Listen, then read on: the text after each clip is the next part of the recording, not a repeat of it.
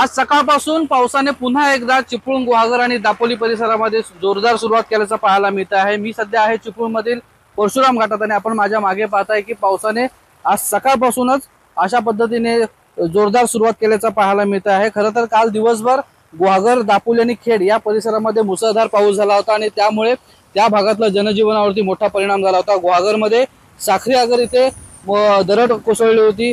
आजगोली या भागामध्ये रस्ते वाहून गेल्याचे प्रकार घटना घडलेल्या आहेत आणि त्यामुळे या भागामध्ये मोठ्या प्रमाणामध्ये नुकसान झाल्याचं पाहायला मिळालं। तर खेड दापोली मार्गावरती जे सर्व्हिस रोड आहेत ते पाण्याखाली गेल्यामुळे काल दिवसभर वाहतूक त्या ठिकाणी बंद राहिली होती।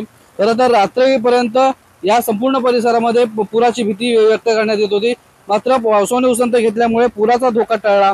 असं असलं तरी आज चिपळूण, गुहागर आणि खेड दापोली या परिसरामध्ये पुन्हा एकदा पावसाने जोरदार सुरुवात केल्याचं पाहायला मिळत आहे। त्यामुळे शेतीमध्ये सर्वत्र पाणीच पाणी झाल्याचं पाहायला मिळत आहे। सध्या तरी कुठेही पाणी भरल्याच्या घटना नाही आहेत, मात्र पावसाचा जोर दिवसभर असाच राहिला तर नद्यांची पातळी जी आहे ती वाढू शकते आणि कुठेतरी पुराचा धोका निर्माण होऊ शकतो, अशी परिस्थिती आहे। हवामान विभागाकडून या संपूर्ण परिसराला म्हणजे रत्नागिरी जिल्ह्याला रेड अलर्ट दिलेला आहे आणि त्यामुळे प्रशासन सध्या सतर्क असल्याचं पाहायला मिळत आहे आणि नागरिकांना देखील, विशेष करून जे नदीकाठी जे राहणारी नागरिक आहेत त्या लोकांना सतर्कतेचं आवाहन हे प्रशासनाकडून करण्यात आलं आहे। स्वप्नील गाग, एबीपी माझा, चिपळूण, रत्नागिरी। एबीपी माझा, उघडा डोळे बघा नीट।